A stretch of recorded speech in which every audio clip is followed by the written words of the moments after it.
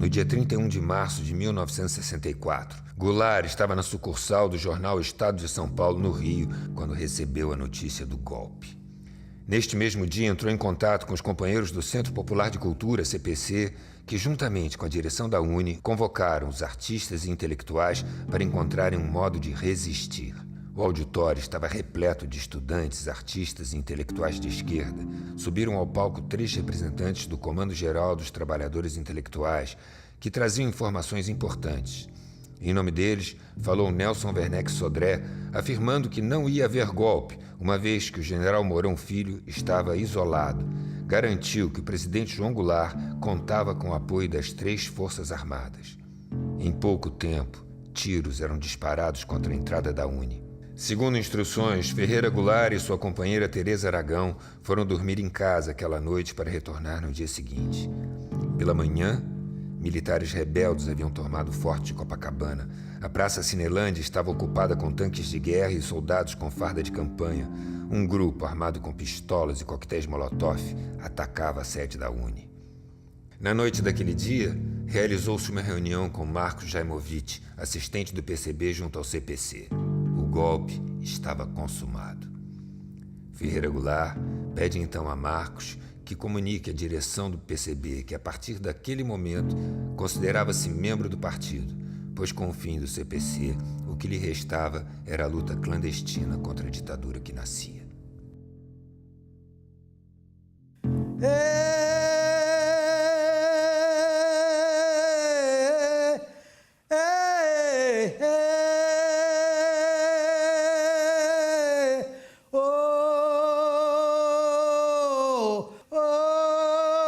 Ferreira Goulart.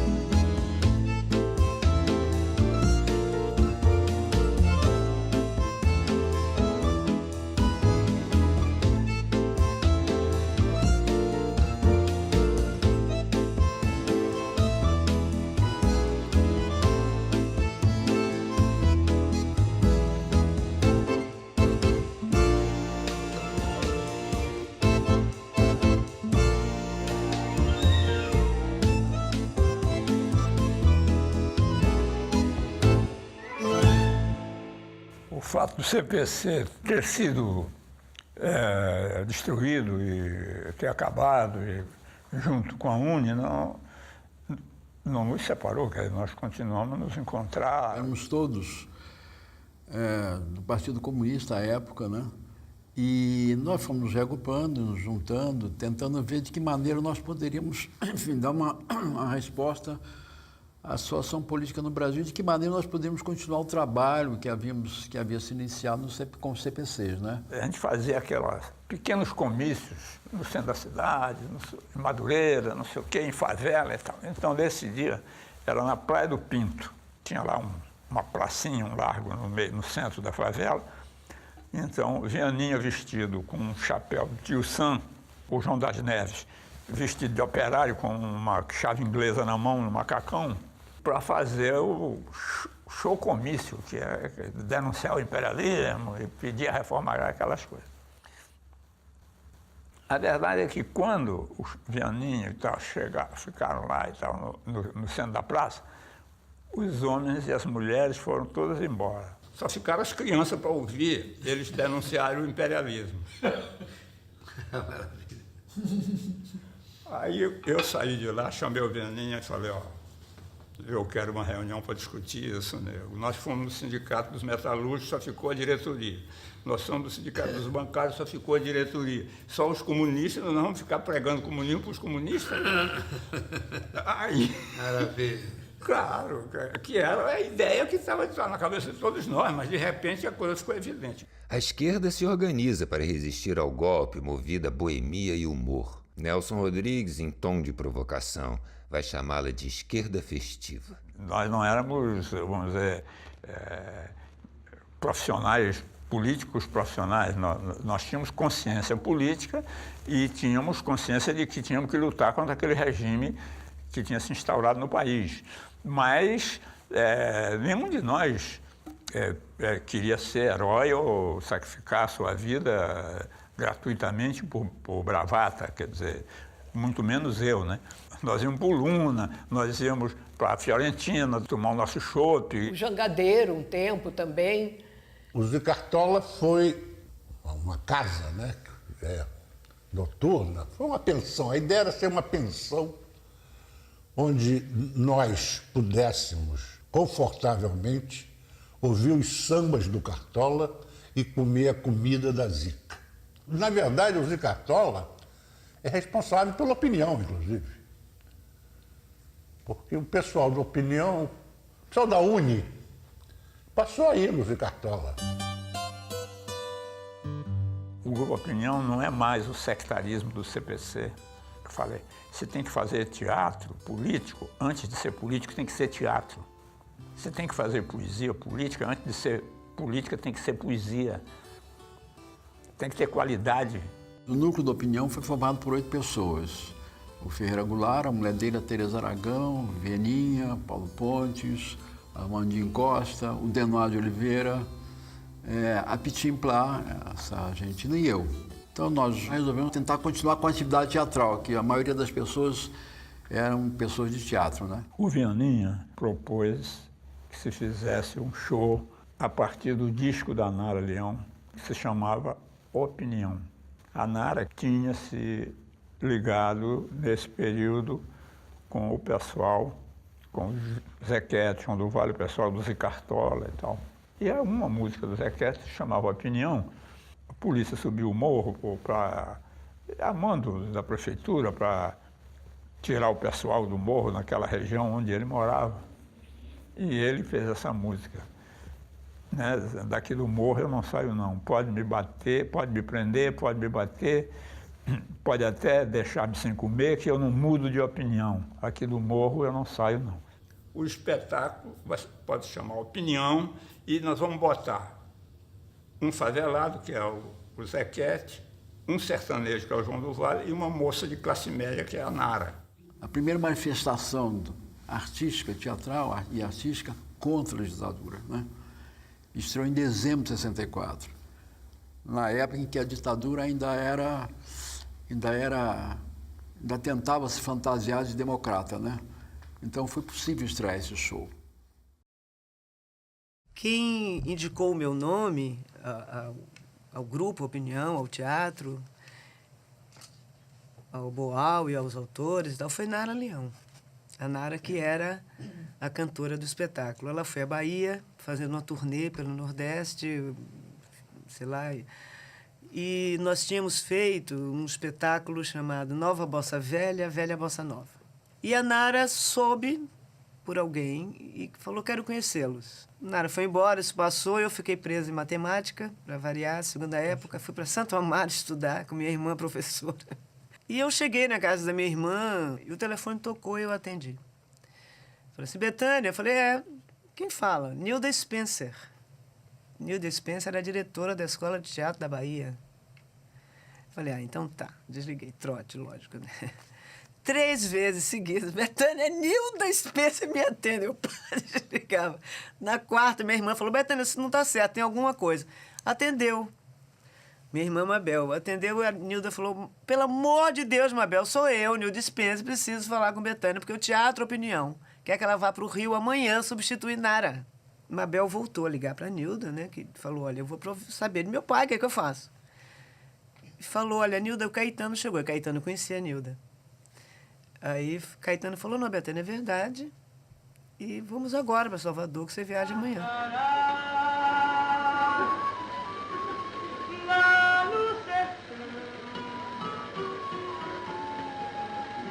É um bicho que voa que nem avião, é um pássaro malvado, tem um bico volteado que nem gavião. Carcará, quando vê roça queimada, sai voando e cantando carcará. Vai fazer sua caçada, carcará come até cobra queimada. Quando chegar o tempo da invernada, no sertão não tem mais roça queimada. Carcará mesmo assim não passa fome, os borrego que nascem na baixada. Carcará, pega, mata e come. Carcará, vai morrer de fome. Carcará, Carcará, pega, mata e come. Era um ambiente de música e de amizade, de beleza, era muito forte. Só grandes poetas. Imagina eu chegar na Bahia, Tereza me estender a mão, subir e estar Vianinha, Vinícius. Tereza falou assim, te apresentar o grande poeta, Vinícius de Moraes. Eu olhei para ele, ele olhou para mim, demos uma gargalhada, como se fôssemos amicíssimos há muito tempo. E Vinícius já ficou ali lindo, e já ficou para de noite, já ficou para o ensaio, pronto. Uma coisa muito bonita, mágica na minha vida, inesquecível. O Chopinião era delicioso, ele era político, ele era irônico, mas ele era musical lindo, ele era muito bem feito. Eu confesso a você, e isso eu confesso pela primeira vez, que eu fiquei meio com ciúme, assim, chateado de não ter sido convidado para participar do Grupo Opinião. Quando eu vi que eram 8, inclusive, sócios, digo, pô, podiam ter falado comigo, pô, né? Mas tudo bem, já desabafei. Depois do Show Opinião, houve Liberdade, que era inspirado também no Show Opinião. O que era? Música com frases. Foi uma bolação do Milor com o Flávio Rangel, só que ali eram frases célebres. Platão, era Voltaire, era George Washington, entendeu? Então, mas era música e frases políticas. E daí vieram outras peças, até Se Correr o Bicho Pega. Foi o primeiro espetáculo, eu acho, se eu não me engano, montado pelo Grupo Opinião, enquanto espetáculo teatral. Os outros foram shows, né? E o grupo de atores amigos que participavam dessa peça, a Gildo Viana, o João do Loureiro, Joel, Pitanga, Flávio Milhacho, Marieta, que se eu pudesse, eu gostaria de entrar na máquina do tempo do professor Papanatas e apertar um botão e voltar ao Se Correr o Bicho Pega, Se Ficar o Bicho Come. Se corres, bicho te pega, amor. Se ficas, ele te come. Ai, que bicho será esse amor que tem braço e pé de homem? De dia ele diz avante, amor. De noite ele diz não vá. Será esse bicho um homem, amor? Ou muitos homens será? A lembrança pode ser dita da forma que, se você conseguir localizar os arrepios que estão nos meus braços. Um arrepio de emoção, muita emoção.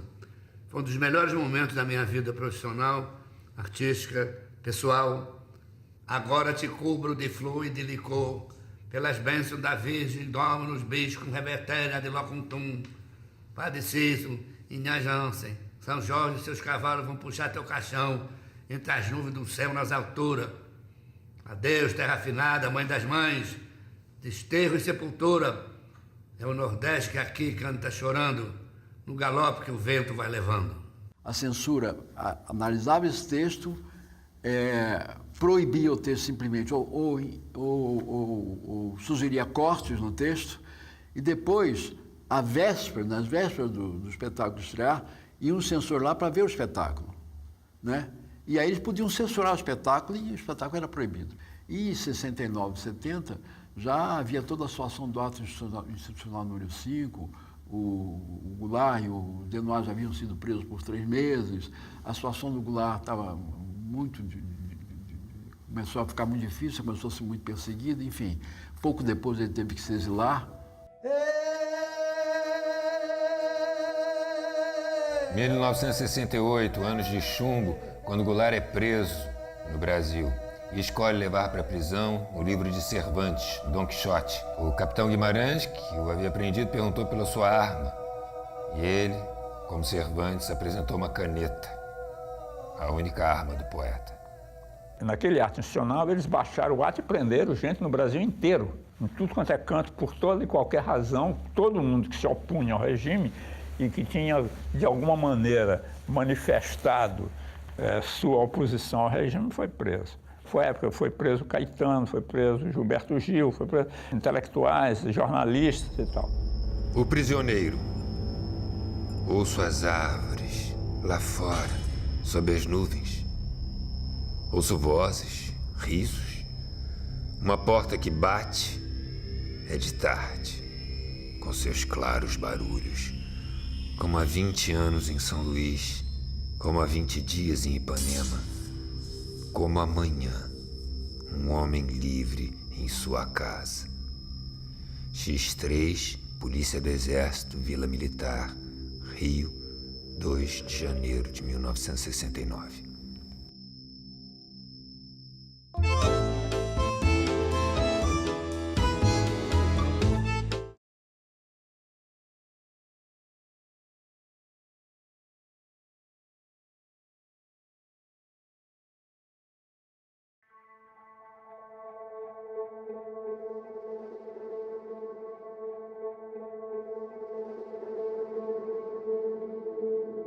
É para você, disse Teresa. Interrompi a brincadeira com o gato e, ainda sorrindo, segurei o fone, sem suspeitar que a minha vida começara a virar de cabeça para baixo. Leandro não podia me dizer ao telefone o que ocorrera. Fui encontrá-lo ali perto, na esquina de Prudente de Moraes, com Farm de Amoedo. Valdo entregou todo mundo, você, eu, Dias, Rafael. Atordoado, mal conseguia acreditar que aquilo estivesse acontecendo. O que vai fazer? Não sei. Despedimos-nos. No caminho para casa, refleti e me considerei vítima da inconsequência do partido que insistira em me eleger para a direção estadual clandestina quando eu atuava muito bem na legalidade. Agora, eu teria que mergulhar na clandestinidade. E isso sem nunca ter participado sequer de uma reunião da tal direção estadual. Eu não me lembro. O dia que ele saiu de casa, por exemplo, também não foi dito. Hoje ele está indo para a clandestinidade, né? Ele saiu para a clandestinidade clandestino, até em relação a nós mesmos. Eu desenvolvi uma atividade política como Vianinha, como a Teresa, como o Paulo Pontes. Eles eram tão envolvidos na luta quanto eu. Eu só fui para dizer porque inventaram que eu tinha que ser membro da direção do partido sem ser, pô. Acham que você vai ter que ficar escondido um bom tempo. Quanto tempo? Não sabem, vai depender do processo. Processo? Que processo? Todos os denunciados vão ser chamados e interrogados. Você não deve se apresentar. Já previa. Virei membro da direção estadual clandestina do partido contra a minha vontade. Dirigente ou fala ou morre, é melhor não ir lá. Eu lá sou dirigente, porra! Esses caras me puseram na chapa só pra derrotar a ala esquerdista. Fuderam com a minha vida. Sempre disse pra você não se envolver muito com o partido, mas você não me ouviu. Como não te ouviu, Teresa? Não te contei como eles fizeram a coisa? De repente apresentaram meu nome, eu falei que não aceitava, mas todos bateram palmas. Fui eleito por aclamação, tudo armado antes. Eu atuava muito bem pela legalidade. As pessoas se perdem por vaidade. Tá querendo me sacanear, Teresa? Não tô não. Mas eu sei que no final quem vai pagar o pato sou eu. Eu estraguei a vida dela e dos meus filhos, quer dizer... O fato de eu entrar para a clandestinidade significava que desestabilizava tudo, não se sabia o que ia acontecer. Foi uma grande cagada em que eu me meti. Encontramos-nos num beco escuro do Leme.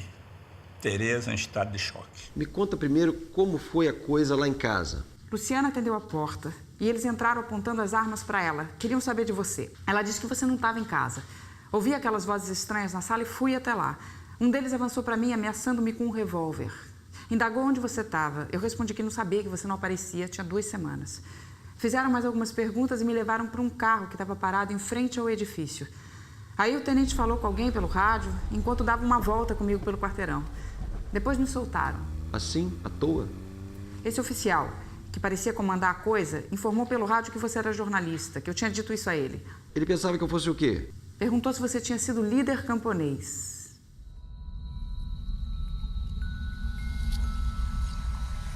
Comecei a buscar na memória um amigo fora da área da esquerda, a que pudesse recorrer. Lembrei-me de Léo Vitor, que não hesitou um segundo em me oferecer sua casa. Léo era escritor e dono de uma pequena editora que sobrevivia com dificuldades.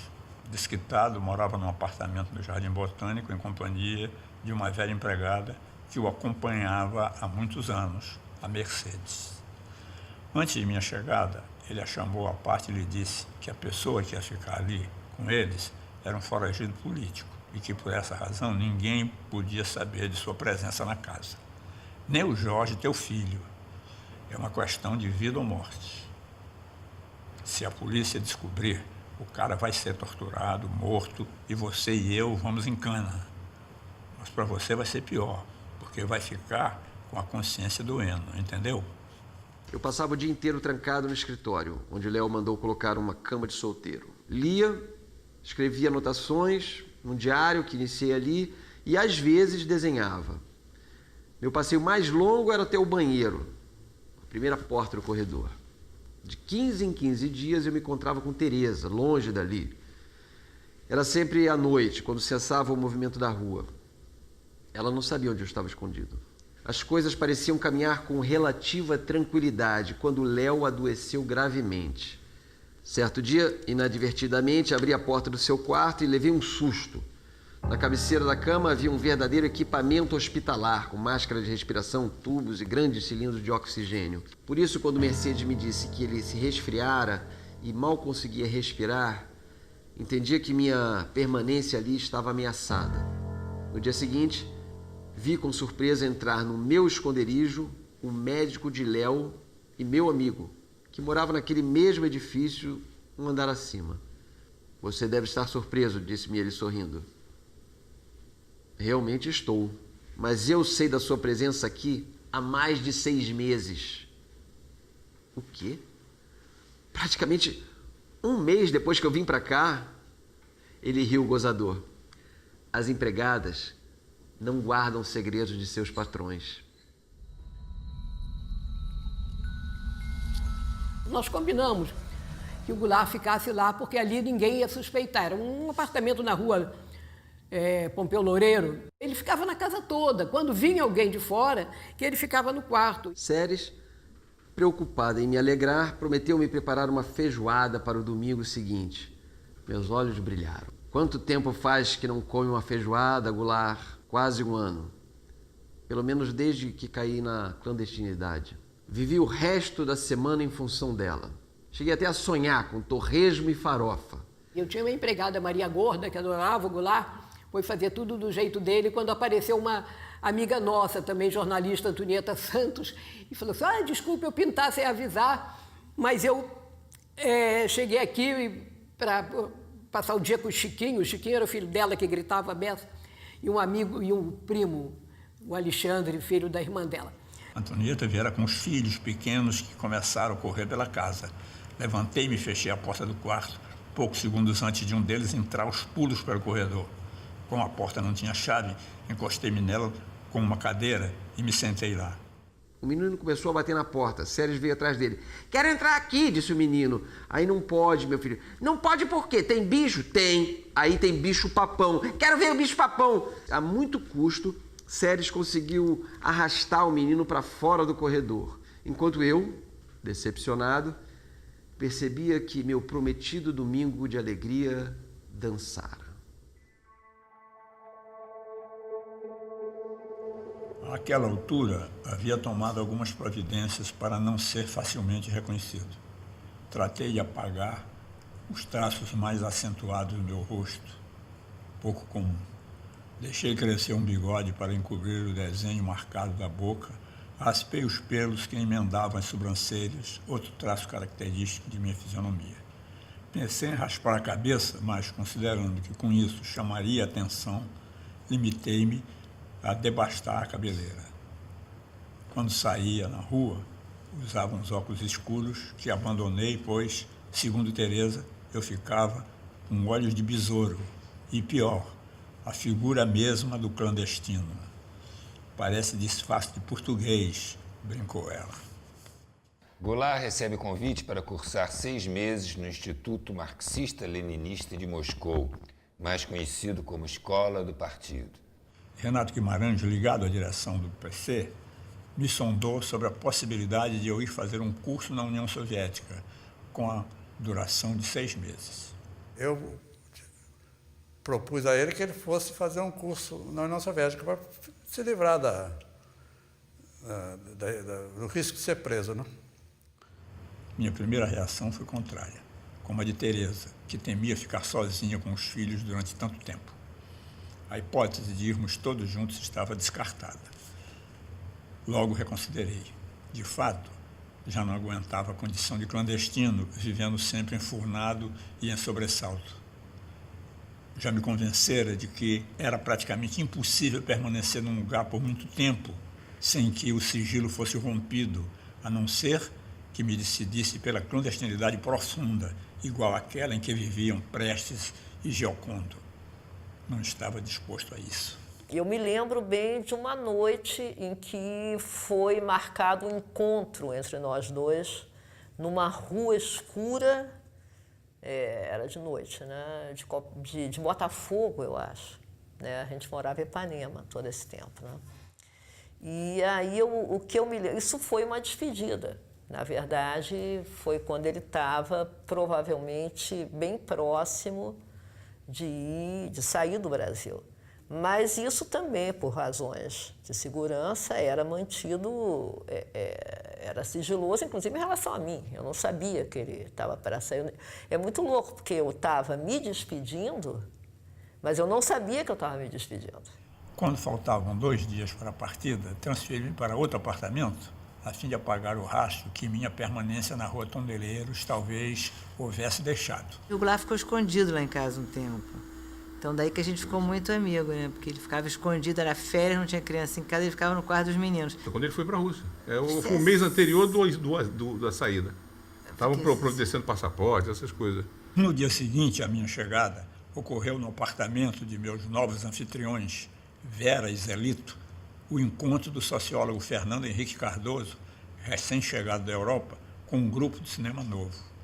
Fiquei no quarto e, pela porta entreaberta, ouvi a exposição deles e as perguntas de Cacá Diegues, Leon Hirschman e Nara Leão. Ele estava cheio de gente para ouvir, e o Goulart louco para ouvir, não podia sair do quarto, com a ouvida assim para tentar ouvir a teoria da dependência.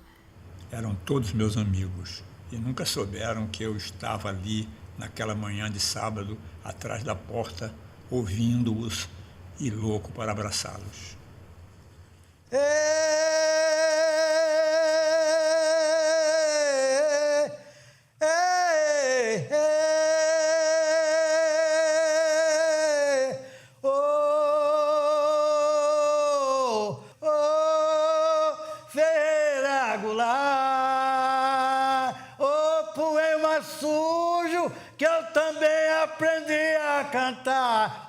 Poesia brasileira, ô momento político, ô história grandiosa que ninguém pode soterrar.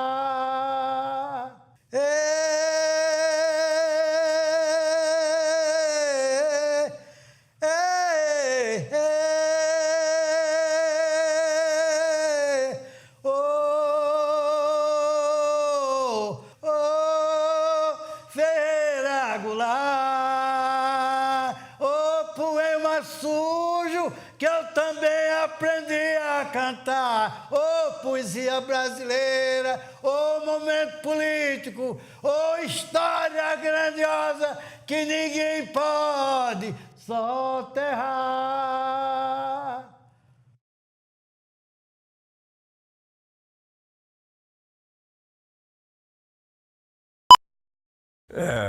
Destruído e ter acabado, e, junto com a UNE, não nos separou, quer dizer, nós continuamos a nos encontrar. Éramos todos do Partido Comunista à época, né?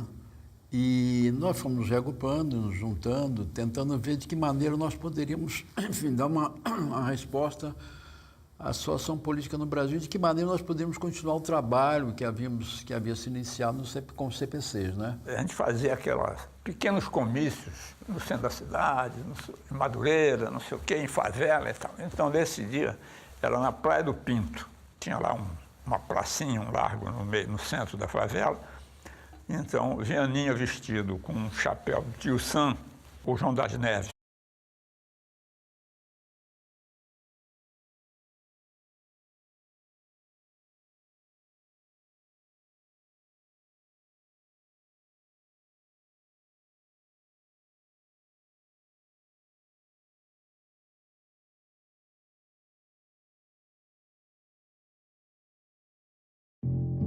No dia 31 de março de 1964, Goulart estava na sucursal do jornal Estado de São Paulo, no Rio, quando recebeu a notícia do golpe.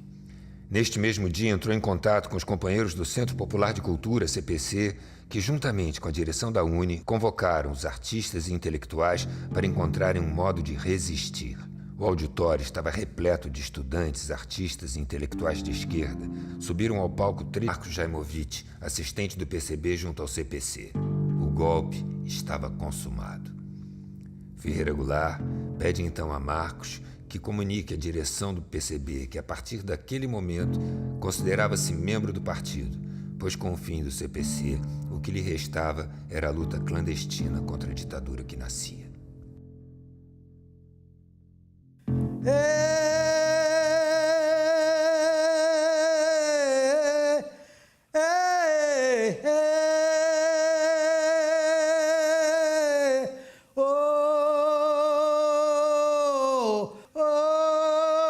Ferreira Goulart.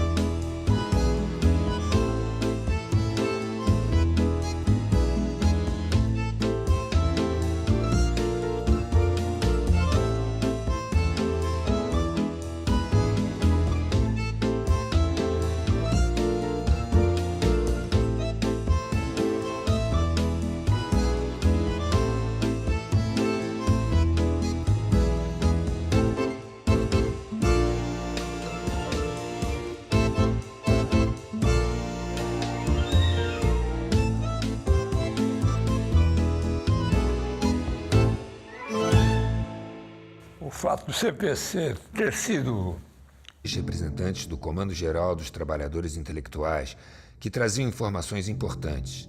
Em nome deles, falou Nelson Werneck Sodré, afirmando que não ia haver golpe, uma vez que o general Mourão Filho estava isolado. Garantiu que o presidente João Goulart contava com o apoio das 3 Forças Armadas. Em pouco tempo, tiros eram disparados contra a entrada da UNE. Segundo instruções, Ferreira Goulart e sua companheira Tereza Aragão foram dormir em casa aquela noite para retornar no dia seguinte. Pela manhã, militares rebeldes haviam tomado o forte de Copacabana. A Praça Cinelândia estava ocupada com tanques de guerra e soldados com farda de campanha. Um grupo, armado com pistolas e coquetéis Molotov, atacava a sede da UNE. Na noite daquele dia, realizou-se uma reunião com